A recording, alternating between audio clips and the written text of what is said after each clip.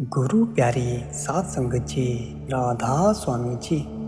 गुरु प्यारी साध संगत जी, हमारे आज के सत्संग का विषय है हम सचखंड कब पहुंचेंगे।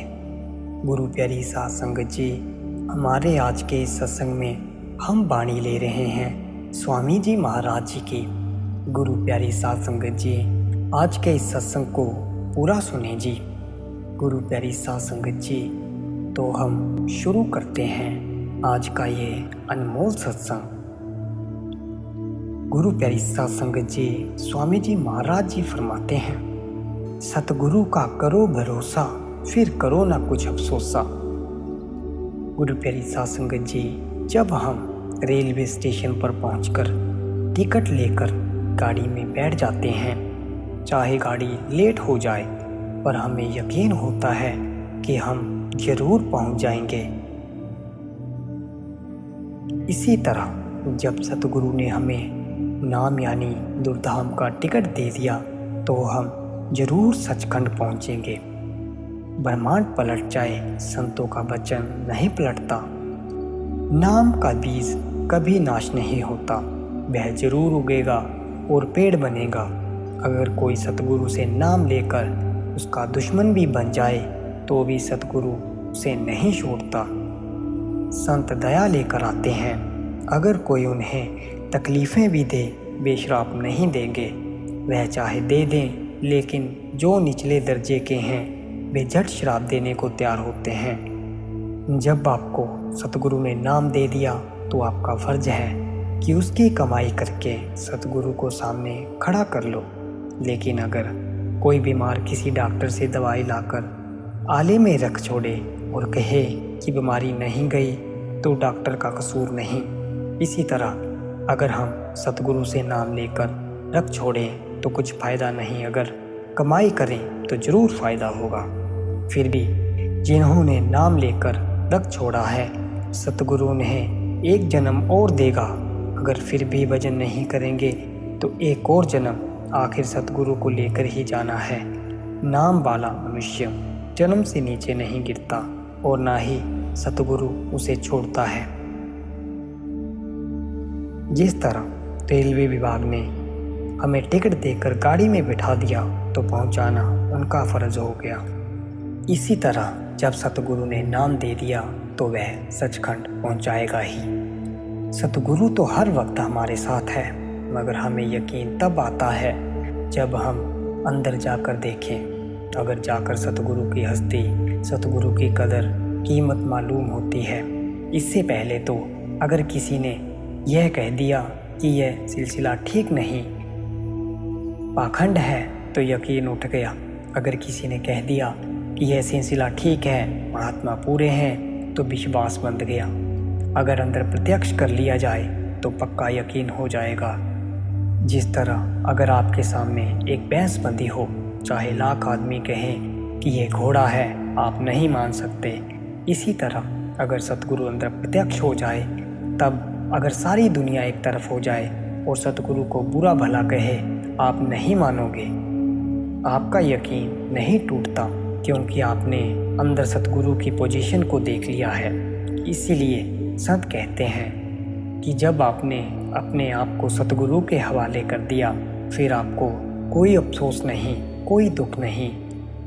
जिस तरह औरत पहले गर्भ में बच्चे की रक्षा करती है, फिर जन्म देकर उसे खिलाती है, पिलाती है, नहलाती है, कहीं आग में हाथ न डाल दे, नाली में न गिर पड़े, मतलब कि हर वक्त उसका ख्याल रखती है।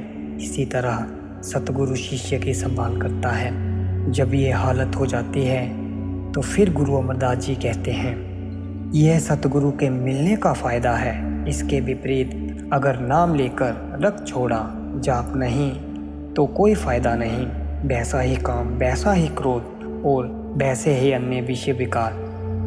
कहते हैं कि जिस तरह बच्चा माँ की गोद में आ गया तो उसे कोई फिक्र नहीं, इसी तरह सतगुरु की शरण में आकर इसके सारी फिक्र दूर हो गए।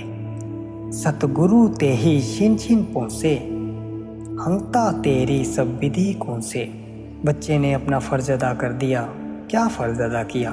अपने आप को माँ की गोद में दे दिया। इस तरह शिष्य ने अपने आप को सतगुरु के हवाले कर दिया। अब सतगुरु को ही उसके काम, क्रोध, लोभ, मोह, अहंकार को दूर करना है। इसी तरह मन और इंद्रियां वगैरह की जितनी बीमारियां इसके साथ लगी हुई हैं, सतगुरु को ही दूर करनी है। सतगुरु वह चीज़ देता है जिसे पाकर इसके सारे दुख दूर हो जाते हैं। उसने उसका इलाज क्या रखा हुआ है? भजन और सिमरन। वह कहता है कि तेरे अंदर अमृत है, क्या कर सिमरन करके नाम की धुन को पकड़, जो अंदर सीधी सड़क है उस पर चल। जिस वक्त नाम जप कर अंदर अमृत पियोगे, काम, क्रोध आदि जितने दुश्मन हैं सारे भाग जाएंगे। वह आपकी जायदाद है। यह मन जो अभी बाहर जाता है वह उस लज्जत को पाकर दुनिया की लज्जतों को छोड़ देगा। जिस तरह माँ कहती है बच्चा आग में हाथ न डाल दे, नाले में न गिर पड़े, मतलब कि हर वक्त उसका ख्याल रखती है, इसी तरह सतगुरु शिष्य की संभाल करता है कि कहीं यह दुनिया में प्रवृत्त न हो जाए, काम क्रोध में न चला जाए, कोई और खोटा कर्म न करे। यूँ तो सतगुरु जिस दिन नाम देता है उसी दिन से शिष्य को अपना बना लेता है और इसके हर काम में मदद करता है। लेकिन शिष्य को खबर नहीं, सतगुरु एहसान करके बताता नहीं, यह उसका असूल है। इसका यह मतलब नहीं कि वह मदद नहीं करता, नहीं, वह ज़रूर मदद करता है, मगर शिष्य को खबर नहीं होती। जिस तरह की बच्चा सोया हुआ है, उसके मुंह पर मक्खियाँ बैठी हुई हैं, तो माँ उन्हें उड़ाकर ऊपर कपड़ा डाल देती है, पर बच्चे को इसकी कोई खबर नहीं। इसी तरह सतगुरु शिष्य को अनेक आफतों से बचाता है। यहाँ तक कि कई जीवों के तो ऐसे कर्म होते हैं कि वे सतगुरु को अपने ऊपर लेने पड़ते हैं। पराई आग में कौन जलता है? गुरु के सिवाय और कोई नहीं, जो पराई विपदा अपने गले में डाले। 30-40 साल पहले का वाक्य है। महाराज बाबा जयमल सिंह जी अम्बाला गए और सत्संग किया। सिंह सभा के मेंबर और कई और लोग आए, क्योंकि ग्रंथ साहिब में से सत्संग था और महाराज जी ने बड़े प्रेम के साथ किया था। वह उनके मन में बैठ गया। उनमें एक सिख था, आप उनका नाम नहीं लेना चाहते, भाई मोतीराम के घर ठहरा हुआ था। भाई मोतीराम ने कहा कि हजूर इनको नाम दे दो। महाराज जी ने कहा इनको नाम न दिलवाओ, मगर मोतीराम का ख्याल था कि उसे नाम मिल जाए और वह सत्संग के दायरे में शामिल हो जाए और हमारे सत्संग की रौनक बढ़ जाए। उस वक्त तो महाराज जी के मना करने पर मोतीराम चुप हो गया, मगर 2 दिन बाद उस सिख ने मोतीराम से फिर कहा। इस पर मोतीराम ने महाराज जी से फिर अर्ज की कि इसे नाम दे दो।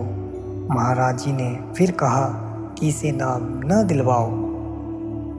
महाराज जी का वहाँ कुछ दिन रहने और सत्संग करने का ख्याल था, मगर जब मोतीराम न माना तो आपने कहा नाम तो हम दे देंगे, मगर फिर हमें रोकना मत, हम नाम देते ही वापस चले जाएंगे। मोतीराम ने सोचा कि महाराज जी को तो मैं फिर कभी बुला लूँगा, मगर इस सिख को तो नाम मिल जाएगा। यह सोचकर कहता है, अच्छा मैं ब्यास जाकर सत्संग सुन लूँगा, मगर आप इन्हें नाम दे दो। महाराज जी कहने लगे, अच्छा लाओ तांगा और बुलाओ सरदार साहिब को। सरदार साहिब आ गए। महाराज जी ने नाम दे दिया और तांगे में सवार होकर रेल में आ बैठे। आप कहते हैं मैं नौकरी से छुट्टी पर आया हुआ था। महाराज जी मुझे लुधियाना स्टेशन पर मिले। मैंने अर्ज की कि मेरा गांव पास ही है, वहाँ चलो। मैंने घर में सत्संग करवाने की तैयारी की हुई थी और इतवार को ब्यास जाकर ले जाने के लिए अर्ज करनी थी। महाराज जी ने काम जाना मंजूर नहीं किया, बल्कि यह भी कहा कि इस इतवार डेरा ना आना। आप कहते हैं कि उन्हें क्या पता था कि इसमें क्या रमज़ है। यहाँ आकर इतने बीमार हुए कि मैं कह नहीं सकता, यहाँ तक कि शरीर के रहने की भी कोई आशा नहीं। अमृतसर के हकीम आए। उन्होंने कहा कि दवाई खाओ। महाराज जी ने कहा 12 दिन के बाद जो दवाई दोगे मैं खा लूँगा, मगर अभी दवाई न दो। हकीम चले गए। बीबी रुक्को पास रहती थी, रोने लगी। महाराज जी कहने लगे, रो मत, हम अभी नहीं जाते। इसी तरह कई दिन गुजर गए। आप कहते हैं दूसरे इतवार को वे चले गए। महाराज जी मुझे अपने पास ठहराते थे और किसी को नहीं ठहराते थे। मुझे बीबी रुक्को से पता चला कि महाराज जी बहुत बीमार रहे थे। मैंने महाराज जी से पूछा कि कोई दवाई खाई है? कहने लगे नहीं, क्योंकि दवाई का असर नहीं होना था। मैंने पूछा कारण? कहने लगे पूछो ना। मैंने अर्ज़ किया कि क्यों? कहने लगे तुझे हजम नहीं होगा। फिर कहा कि अच्छा, जब तक मेरा शरीर है किसी को भी न बताना। मैंने कहा जो हजूर का हुक्म। यहाँ तक सतगुरु हमारी मदद करते हैं, मगर वह जानते नहीं जब शिष्य की आंखें खुल जाती हैं तो वह खुद देखता है। सतगुरु कहते हैं कि हे शिष्य, तू एक बार आंखों से ऊपर आ जा, फिर तू जो कहेगा हम करेंगे। सतगुरु पल पल शिष्य के अंदर बैठकर उसकी संभाल करता है। शिष्य ये ख्याल करे या ना करे, पर सतगुरु संभाल करता है। लेकिन बच्चे में जो बुरी आते हैं उन्हें छोड़ने के लिए माँ उसे समझाती है। इसी तरह सतगुरु शिष्य को चोरी, ठगी और दुराचार से बचाता है। ये उसका काम है। न मानो तो इसकी मर्जी। स्वामी जी कहते हैं कि तू कामिल मुर्शिद से प्यार कर, उससे रूठ मत। अगर मुर्शिद से रूठ गया तो काम नहीं बनेगा। गुरु प्यारी सत्संग जी, हमारा आज का ये सत्संग यहीं पर समाप्त होता है। सभी को प्यार भरी राधा स्वामी जी।